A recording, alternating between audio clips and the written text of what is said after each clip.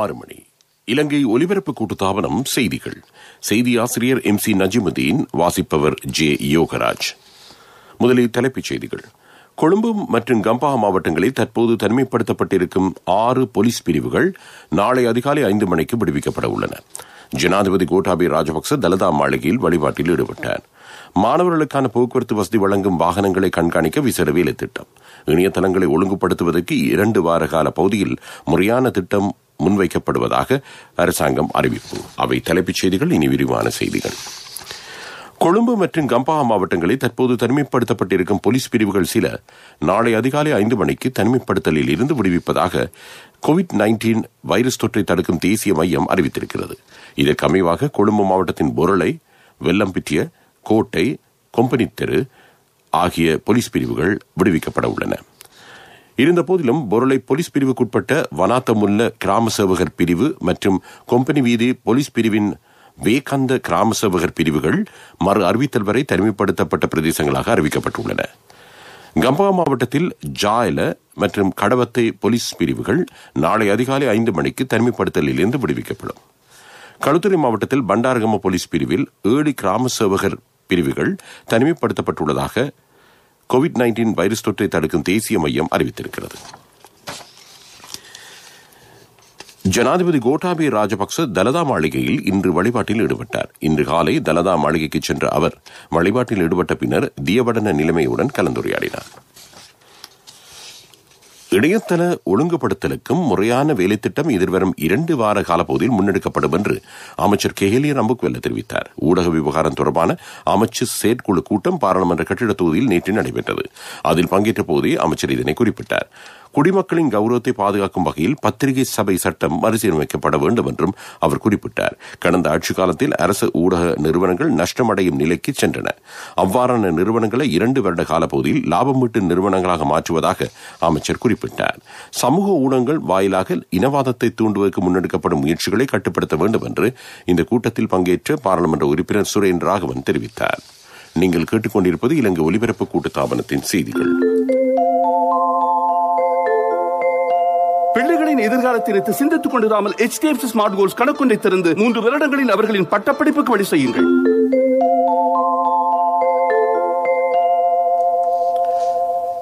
சேவைகளை பெறுவதற்காக திணைக்கள அலுவலகத்துக்கு வர முன்னர் தமது வருகையை உறுதிப்படுத்திக் கொள்ளுமாறு தேசிய சுவடிகள் திணைக்களம் பொதுமக்களை கேட்டுள்ளது. தற்போதைய COVID-19 ஆபத்து நிலைமையை கருத்தில் கொண்டு இந்த ஏற்பாடு மேற்கொள்ளப்பட்டுள்ளது. 0112 69 69 17 என்ற தொலைபேசி இலக்கத்தின் வாயிலாக கொழும்பு அலுவலகத்துக்கான வருகையை உறுதிப்படுத்திக் கொள்ள முடியும். கண்டி அலுவலகத்துக்கு செல்ல விரும்புவோர் 081 22 23 729 என்ற தொலைபேசி இலக்கத்தை தொடர்பு கொள்ளலாம்.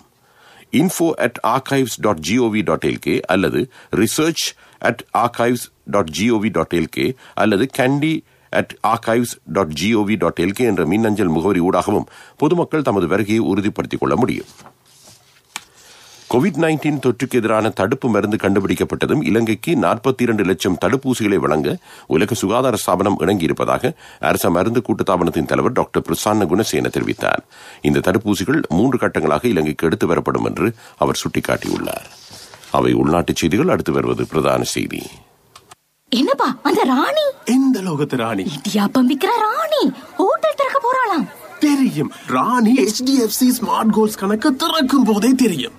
வருடக்கணக்காக சிறிதாக நடத்திய உங்கள் வியாபாரத்தை HDFC ஸ்மார்ட் கோல்ஸ் கணக்குன்றின் மூலம் 3 வருடங்களில் பெரிதாக்கிக் கொள்ளுங்கள். 0718 800 999.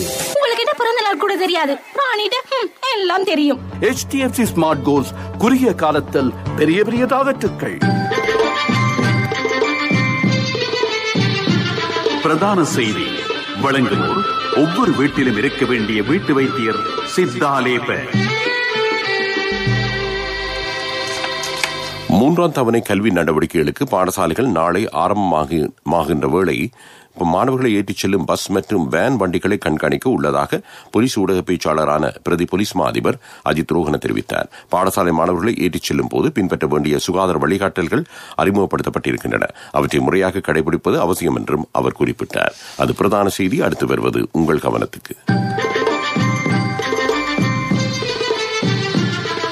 பிரதான செய்தி வழங்கியோர் ஒவ்வொரு வீட்டிலும் இருக்க வேண்டிய வீட்டு வைத்தியர் சித்தாலேபன்.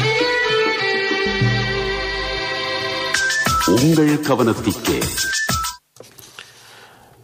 இலங்கைக்கோ ஏனைய நாடுகளுக்கோ பிரவேசிக்க அனுமதி அளிக்கும் பொருட்டு கட்டணம் செலுத்துமாறு கோருபவர்கள் தொடர்பில் அவதானமாக இருக்கும்படி இலங்கை வெளிவிவகார அமைச்சு கேட்டுக் கொண்டுள்ளது. இந்த விடயம் சம்பந்தமான அரசு நிறுவனங்களை தவிர வேறு எவருக்கும் இவ்வாறான வசதிகள் தொடர்பில் செயல்பட அரசாங்கம் அனுமதி அளிக்கவில்லை என்று அமைச்சு குறிப்பிட்டுள்ளது.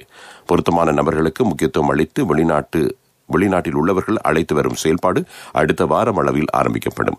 வெளிநாட்டில் உள்ளவர்கள் இது தொடர்பான உண்மை தகவல்களை அறிந்து கொள்வதற்காக அருகில் உள்ள இலங்கை தூதரகத்தை அல்லது இலங்கை உயர்ஸ்தானிகர் அலுவலகத்தை அல்லது கன்சியுலர் தூதரகத்தை தொடர்பு கொள்ளலாம். இணையதளம் மூலமும் இது பற்றி அறிந்து கொள்ளலாம். இணையதள முகவரி www.contactsrilanka.gov.lk என்பதாகும். அது உங்கள் கவனத்துக்கு. உலகச் செய்திகள்.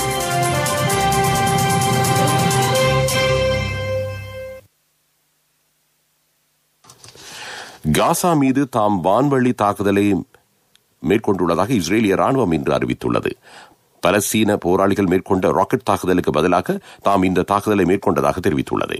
நேற்றைய தினம் காசாவில் இருந்து மேற்கொள்ளப்பட்ட ராக்கெட் தாக்குதலில் இஸ்ரேலின் தெற்கு நகரமான அஷ்கெலோனில் உள்ள தொழிற்சாலை ஒன்று சேதமடைந்ததாக இஸ்ரேலிய போலீசார் தெரிவிக்கின்றனர். தமது பதில் தாக்குதலில் காசாவை கட்டுப்படுத்தும் ஆயுத குழு ஒன்றின் பல ராணுவ தளங்கள் அழிக்கப்பட்டதாக இஸ்ரேலிய ராணுவம் அறிவித்திருக்கிறது. கோவிட்-19 தொற்று ஏற்பட்டதும் நோயாளிகளின் உடலில் ஏற்படக்கூடிய நுரையீரல் பாதிப்பு, வீக்கம், உறுப்புகளின் செயலிழப்பு போன்றவற்றை தடுக்கக்கூடிய மூலோபாயத்தை கண்டுபிடித்துள்ளதாக அமெரிக்க விஞ்ஞானி ஒருவர் தெரிவித்துள்ளார். இவர் இந்திய வம்சாவளியைச் சேர்ந்தவர் ஆவார். திருமலை தேவி கண்ணகாந்தி என்ற பெயருடைய மருத்துவர் இது குறித்த ஆய்வை நீண்ட நாட்களாக மேற்கொண்டிருந்தமை குறிப்பிடத்தக்கது. அவை உலகச் செய்திகள். அடுத்து வருவது அபிவிருத்தி செய்தி. அபிவிருத்தி செய்திகள்.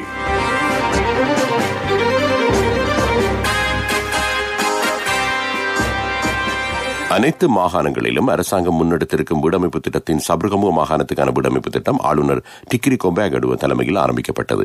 எம்பிலிப்பிட்டி பிரதேசத்தில் ஆரம்பிக்கப்பட்டிருக்கும் இந்த வீடமைப்பு திட்டம் 4 மாடிகளை கொண்டது. இதில் 100 வீடுகள் அமைக்கப்படவிருக்கின்றன. அது அபிவிருத்தி செய்தி. அடுத்து வருவது விளையாட்டுச் செய்தி. விளையாட்டுச் செய்திகள். பாரிஸ் மரதனோட்ட போட்டி அடுத்த வருடம் அக்டோபர் மாதம் 17ஆம் தேதி இடம்பெறும் என ஏற்பாட்டாளர்கள் அறிவித்துள்ளனர்.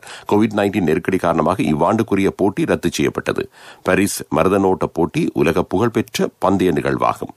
இதில் பல நாடுகளைச் சேர்ந்த 50,000க்கும் மேற்பட்ட போட்டியாளர்கள் பங்கேற்பது வழமை. அது விளையாட்டுச் செய்தி. அடுத்து வருவது வர்த்தகச் செய்தி. 24 மணித்தியாலத்துல யாராலையும் ஒரு வீட்டை கட்ட முடியாது. ஆனா 24 மணித்தியாலத்துல வீட்டு கடன் ஒண்ணு வழங்க NSBயால மட்டும்தான் முடியும். இன்னைக்கே NSBக்கு போங்க. வினைத்திறனான சேவையுடன் தேர்ந்தெடுக்கப்பட்ட கிளைகளின் ஊடாக 24 மணித்தியாலத்தில் கடன் தொகையினை பெற்றுக் கொள்ளுங்கள். NSB கேதொர உங்கள் சொந்த இல்லத்தின் கனவை நனவாக்கிடும். வர்த்தக செய்தி அனுசரணை. தேசிய சேமிப்பு வங்கி உங்கள் பணத்திற்கு பாதுகாப்பான இடம். யூனியன் அஷூரன்ஸ் நிறுவனம் உங்கள் வாழ்க்கைக்கு எமது பலம் எனும் துணிப்பொருளில் இலவச கோவிட்-19 காப்பீட்டை ஆரம்பித்திருக்கிறது. காப்புறுதிதாரர் ஒருவருக்கு தலா 1 மில்லியன் ரூபாய் வரையிலான இலவச காப்பீடு இதன் மூலம் கிடைக்கிறது. இந்த திட்டத்தில் இணைந்து கொள்வதற்கு புதிய காப்புறுதிக்காரர்களும் சந்தர்ப்பம் வழங்கப்பட்டிருக்கிறது. அது வர்த்தக செய்தி. அடுத்து வருவது பொருளாதார செய்தி. வர்த்தக செய்தி அனுசரணை. தேசிய சேமிப்பு வங்கி உங்கள் பணத்திற்கு பாதுகாப்பான இடம். 24 மணித்தியாலத்துல யாராலையும் ஒரு வீட்டை கட்ட முடியாது. ஆனா 24 மணித்தியாலத்துல வீட்டு கடன் ஒண்ணு வழங்க NSBயால மட்டும்தான் முடியும். இன்னைக்கே NSBக்கு போங்க. வினைத்திறனான சேவையுடன் தேர்ந்தெடுக்கப்பட்ட கிளைகளின் ஊடாக 24 மணித்தியாலத்தில் கடன் தொகையினை பெற்றுக் கொள்ளுங்கள். NSB கேதொர உங்கள் சொந்த இல்லத்தின் கனவை நனவாக்கிடும். பொருளாதார செய்திகள் அனுசரணை. இன்றே மாறிட real time. அதிகம் சேமிக்க LOLC real time. அதிக கட்டணம் டிரான்சாக்ஷனுக்கு சேமிப்பு இப்போ இலகு. கொடுப்பனவுக்கு பகல் இரவு no problem. LOLC real time. பரிவர்த்தனைக்கு மேலதிக கட்டணங்கள் இல்லை. கவர்ச்சிகரமான வட்டி விதத்துடன் பல்வேறு நன்மைகள். LOLC Finance real time ஆப்பினை உடன் டவுன்லோட் செய்யுங்கள். LOLC சேமிப்பு கணக்கிடமிருந்து. மட்டக்களப்பு மாவட்டத்தில் பெரும்போக நெச்சைக்கான உரமானியம் வழங்கும் திட்டம் முன்னெடுக்கப்படுகிறது. இங்கு சுமார் 60,000 ஏக்கரில் பெரும்போகத்தில் நெச்சைகை மேற்கொள்ளப்படவிருக்கிறது. இதற்காக 16,880 மெட்ரிக் டன் உரம் பகிர்ந்தளிக்கப்படுகிறது. 20,975 விவசாயிகளுக்கு இந்த உரமானியம் கிடைப்பதாக மட்டக்களப்பு மாவட்ட உரச் செயலகத்தின் உதவி பணிப்பாளர் KLM சிராஜுதீன் தெரிவித்தார். அது பொருளாதார செய்தி. இறுதியாக கால்நிலை அறிக்கை. அண்ணா 30 நீங்க மகளுக்கு தங்கம் வாங்குவீங்கன்னு நான் எதிர்பார்க்க இல்ல. எந்த தங்கத்துக்கு தங்கம் கொடுக்க முடிஞ்சது எந்த LOLC கிரெடிட் கார்டு இருந்ததால. LOLC ஃபைனான்ஸ் கடன் அட்டை உங்களை மேலும் உயர்த்திட. காலநிலை அறிக்கை. தென்கிழக்கு வங்காள விரிகுடா கடற்பரப்புகளில் குறைந்த அழுத்த வலயம் உருவாகியுள்ளது. அடுத்து வரும் 36 மணித்தியாலங்களில் தாளமுக்கமாக விருத்தி அடையக்கூடிய சாத்தியம் காணப்படுவதாக வளிமண்டலவியல் திணைக்களம் எதிர்வு கூறியிருக்கிறது. இது மேற்கு வடமேற்கு திசையில் பயணிக்கும் அதேவேளை எதிர்வரும் 24ஆம் தேதி அளவில் இலங்கையின் வடக்கு கிழக்கு கரைகளை நோக்கி நகரக்கூடிய சாத்தியம் காணப்படுகிறது. இதனால் கிழக்கு வடக்கு வடமத்திய மாகாணங்களில் அவ்வப்போது மழை அல்லது இடியுடன் கூடிய மழை பெய்யலாம். சில இடங்களில் 150 மில்லிமீட்டர் மழை வீழ்ச்சி பதிவாகக்கூடும். மேல் சப்ரகமுக மாகாணங்களிலும் புத்தளம், காலி, மாத்தறை ஆகிய மாவட்டங்களிலும் மழை பெய்யலாம்.